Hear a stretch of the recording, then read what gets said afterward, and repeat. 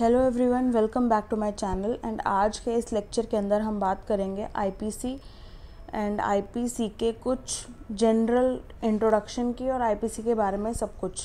तो आज की वीडियो में हम आईपीसी के बारे में जनरल सब चीज़ें देखेंगे। आईपीसी जो है वो एक जनरल पीनल कोड है। आईपीसी को हम भारतीय दंड संहिता भी कहते हैं। आईपीसी जो है वो ब्रिटिश शासन के समय से लागू हुआ 1860। इंडियन पीनल कोड जो है उसका ड्राफ्ट तैयार किया गया। किसने तैयार किया? लॉर्ड थॉमस बेबिंगटन मैकॉले जी ने। एंड जो लॉर्ड थॉमस बेबिंगटन मैकॉले थे वो कौन थे? वो चेयरमैन थे फर्स्ट लॉ कमीशन के। फर्स्ट लॉ कमीशन को बनाया गया एंड फर्स्ट लॉ कमीशन में चेयरमैन इनको बनाया गया एंड इनके ऊपर जिम्मेदारी दी गई कि आप आईपीसी का ड्राफ्ट को प्रिपेयर करें। एंड 1834 में लॉर्ड थॉमस बेबिंगटन मैकॉले जी को आईपीसी बनाने की जिम्मेदारी दी गई थी। 1860 के अंदर आईपीसी का ड्राफ्ट तैयार हुआ था। 1834 जब जिम्मेदारी दी थी एंड 1860 के अंदर कई बार आईपीसी के ड्राफ्ट को रिवाइज़ किया गया। एंड आईपीसी के ड्राफ्ट को सर बार्न्स पिकॉक जस्टिस हैं ये, इन्होंने भी एक दो बार आईपीसी के ड्राफ्ट को रिवाइज़ किया है। अब जो आईपीसी का ड्राफ्ट है वो किस पर बेस्ड है? जो आईपीसी का ड्राफ्ट है वो कहाँ से रेफरेंस लिया गया है? वो नेपोलियन कोड से रेफरेंस लिया गया है and second Edward Livingston Louisiana civil code. इन दो चीज़ों से रेफरेंस लेके आईपीसी के ड्राफ्ट को प्रिपेयर किया गया था।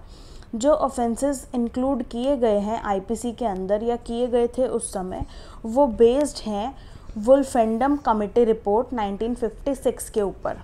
अब सोसाइटी में बहुत तरह के लोग रहते हैं, सभी की सोच अलग है। किसी को कुछ सही लगता है एंड दूसरे को कुछ और सही लगता है, और किसी को जो सही लगता है दूसरे को वही चीज़ गलत लगती है। कानून ने सोसाइटी में कुछ गलत कामों को प्रोहिबिट किया है एंड उन्हीं प्रोहिबिटेड एक्ट्स को हम ऑफेंस कहते हैं। सोसाइटी में शांति बनाए रखने के लिए ये ज़रूरी था कि लॉ के अंदर कुछ ऑफेंसेस को प्रिस्क्राइब किया जाए, साथ ही साथ उसकी पनिशमेंट को भी बता दिया जाए कि अगर कोई पर्सन ये कमिट करेगा तो उसको ये सज़ा मिलेगी, ताकि एक डेटरेंट इफेक्ट आए, लोग डरें उस ऑफेंस को कमिट करने से। अब आईपीसी में ऑफेंस क्या है? कोई भी एक्ट जिसमें पर्सन की इंटेंशन भी शामिल है। तो ऑफेंस के अंदर इंटेंशन ज़रूरी है। आईपीसी के अंदर इंटेंशन एक बहुत इम्पॉर्टेंट रोल प्ले करती है। कोई पर्सन कोई एक्ट कर रहा है और वो इंटेंशन के साथ एक्ट कर रहा है, उस एक्ट को करने के बाद वो पर्सन क्रिमिनली लायबल होगा। तो एसेंशियल एलिमेंट्स क्या हैं एक ऑफेंस के? ह्यूमन बीइंग, सबसे पहला पॉइंट है ह्यूमन बीइंग, एक इंसान होना ज़रूरी है। कोई एक इंसान ही क्राइम कमिट कर सकता है या ऑफेंस कमिट कर सकता है जो आईपीसी के अंदर दिए गए हैं। कोई जानवर वो ऑफेंस को कमिट नहीं कर सकता है। तो एक इंसान ही क्राइम या ऑफेंस कमिट कर सकता है। कोई भी बेजान चीज़ क्राइम कमिट नहीं कर सकती है, या फिर कोई जानवर क्राइम कमिट नहीं कर सकता है।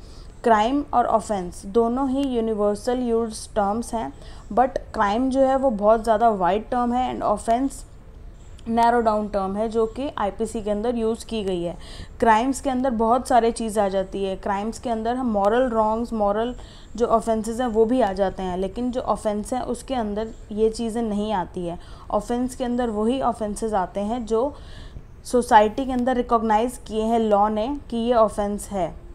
तो ऑफेंस जो है उसको आईपीसी के अंदर यूज़ किया गया है उस टर्म को, एंड क्राइम को यूज़ नहीं किया गया है। क्राइम जो है बहुत वाइडर टर्म है, तो क्राइम के अंदर इंक्लूड है ऑफेंस, इसीलिए हम कुछ भी टर्म यूज़ कर सकते हैं।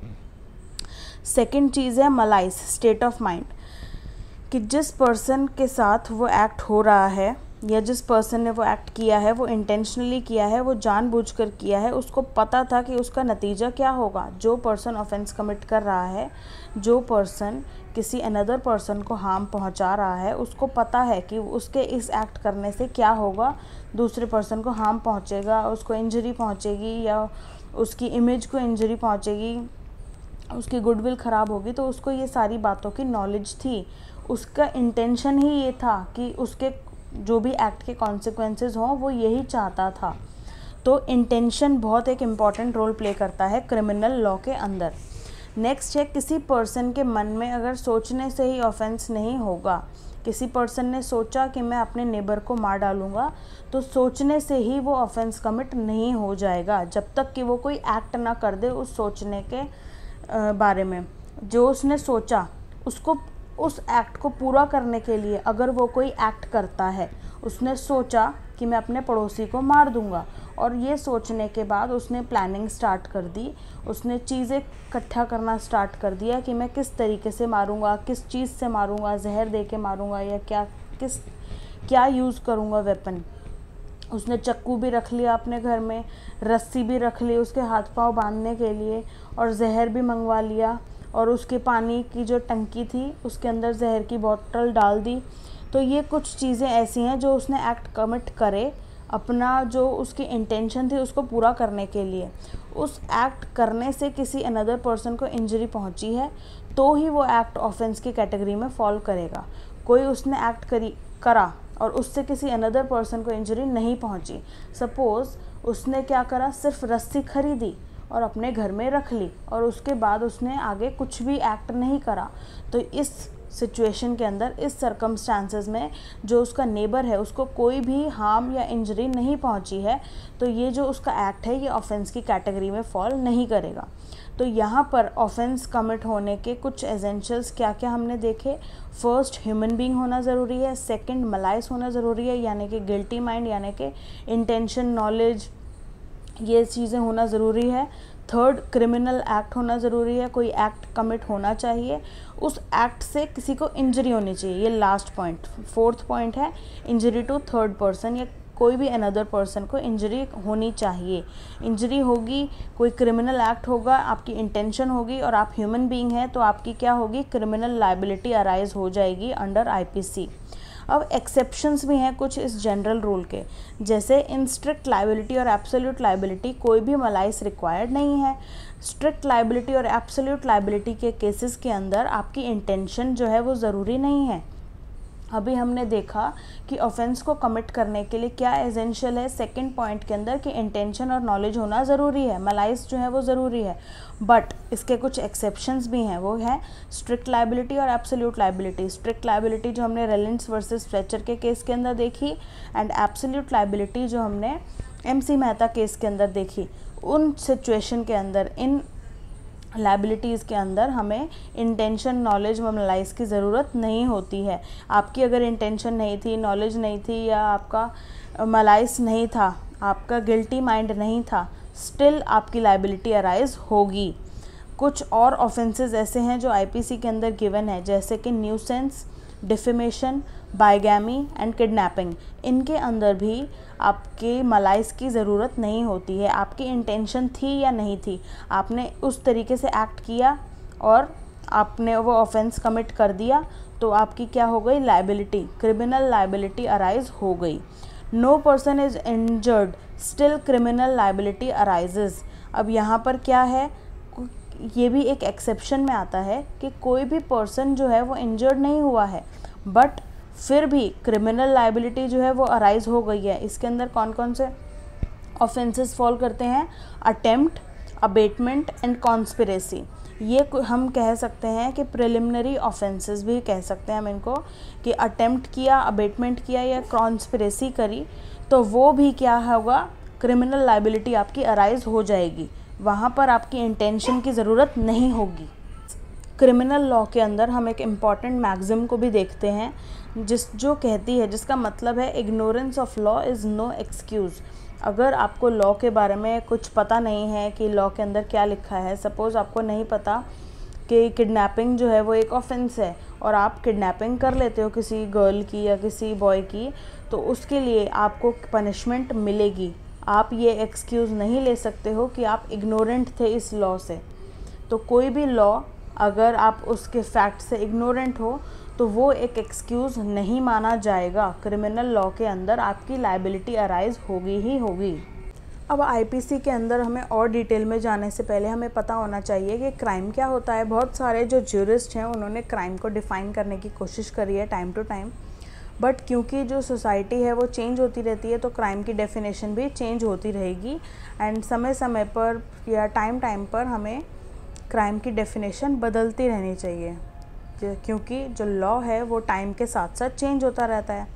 तो धर्म के साथ, कस्टम के साथ, ट्रेडिशन के साथ, सोसाइटी के साथ, या जो भी फॉर्म्स ऑफ गवर्नमेंट हैं, तो ये सब कुछ फैक्टर्स हैं जिनके साथ जो क्राइम है उसकी डेफिनेशन बदलती रहती है।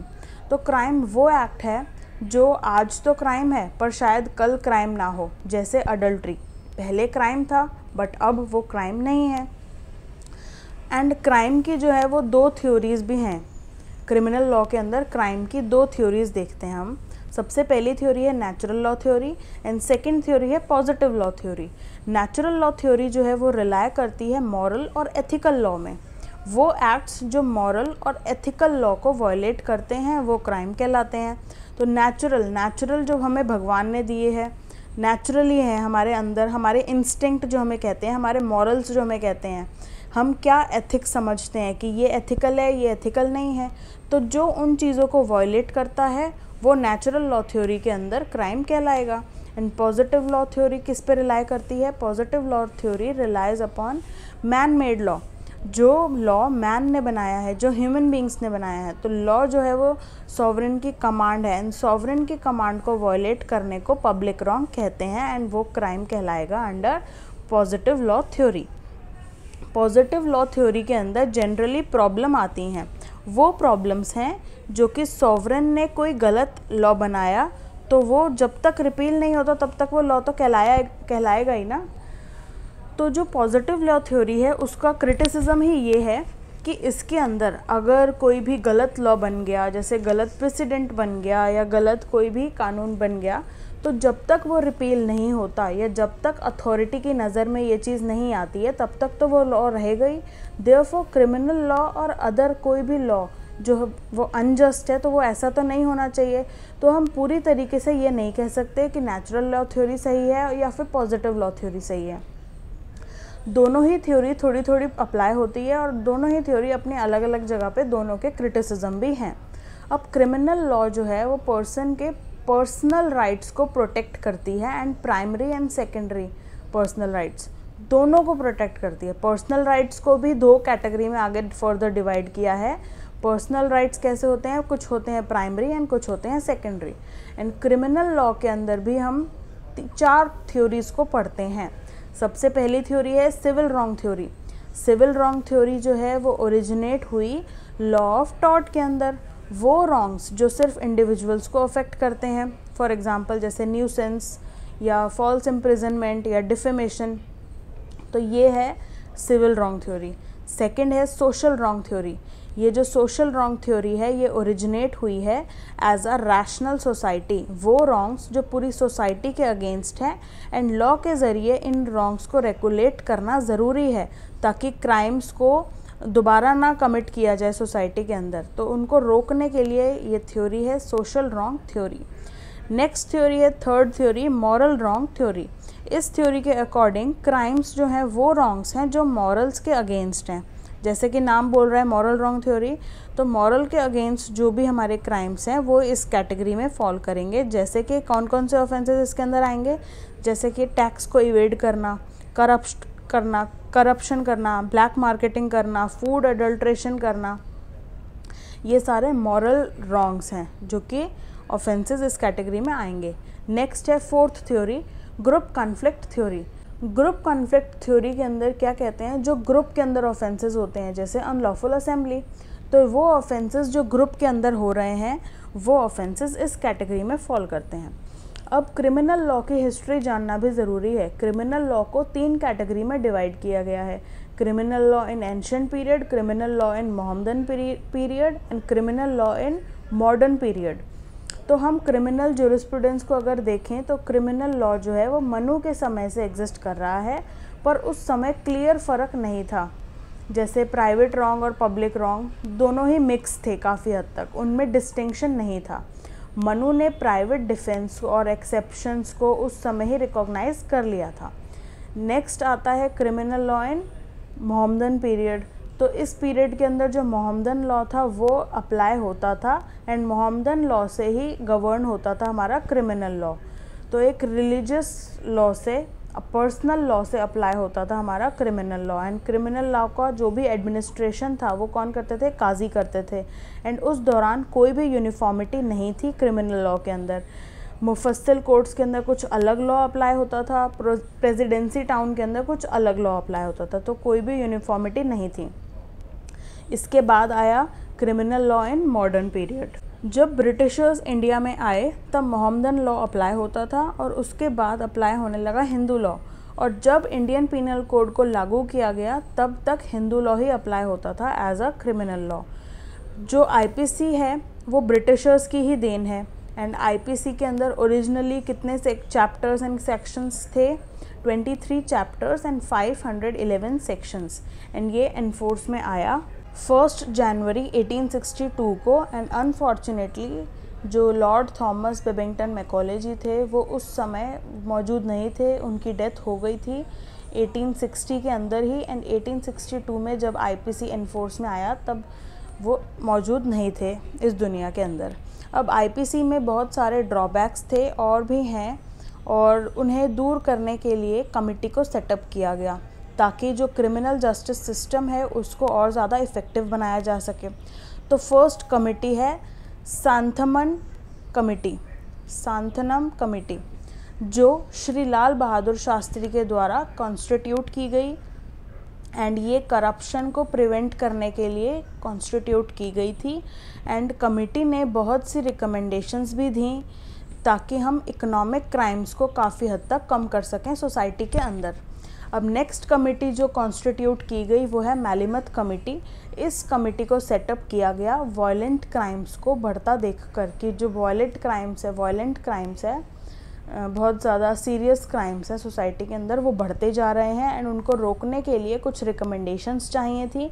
एंड उसी रिकमेंडेशंस के लिए इस कमेटी को सेटअप किया गया। एंड इस कमेटी के हेड थे डॉक्टर वीएस मैलिमथ। एंड इस कमेटी को सीरियस ऑफेंसेस के रेट को कम करने के लिए बनाया गया था, और कम समय में क्रिमिनल केसेस को डिस्पोज ऑफ करने के लिए हमें क्या करना चाहिए, क्या नहीं करना चाहिए, उन सजेशंस को भी डिस्कस किया गया था इस कमेटी के द्वारा। लास्टली अब बात आती है कि जो इंडिया का क्रिमिनल जस्टिस सिस्टम है वो किस पर बेस्ड है, वो एडवर्सरियल मॉडल पर बेस्ड है, जिसके अंदर जो जजेस हैं उनका एक्टिव रोल नहीं होता है। जजेस का पैसिव रोल होता है एडवर्सरियल मॉडल के अंदर, जिसके अंदर अब क्या देखें हम, जो पूरा बर्डन है वो किसके ऊपर होता है, वो एडवोकेट्स पर होता है। जो भी एडवोकेट अपना केस बेहतर प्रूव कर सकेगा कोर्ट के अंदर, उसके फेवर में ही डिसीजन आएगा। प्रोसिक्यूशन को अपना केस जो है वो 100% प्रूव करना होता है क्रिमिनल केस के अंदर। कोई भी हमारे पास डाउट नहीं रहना चाहिए, कोई भी ऐसा हमारे पास ये नहीं, संभावना ऐसी नहीं रहनी चाहिए कि हो सकता है ऐसा हो सकता है वैसा हो। 100% पूरी श्योरिटी होनी चाहिए। तो इसीलिए प्रोसिक्यूशन को 100% अपना केस प्रूव करना होगा। क्रिमिनल जस्टिस सिस्टम में एडवर्सरियल मॉडल लागू होता है। एंड आज की डेट में ये जो अक्यूज पर्सन्स हैं उनके फेवर में यूज़ किया जाता है। एंड अक्यूज पर्सन्स जो हैं उनको बहुत ज़्यादा राइट्स दिए गए हैं एडवर्सरियल मॉडल के अंदर। अक्यूज पर्सन के पास इक्वल राइट्स है अपने केस को प्रेजेंट करने का, अपना डिफेंस करने का एंड अपना पक्ष रखने का। ऐसे बहुत सारे राइट्स दिए गए हैं क्रिमिनल प्रोसीजर कोड के अंदर। And that's it for now. Thank you so much for watching and see you in my next video.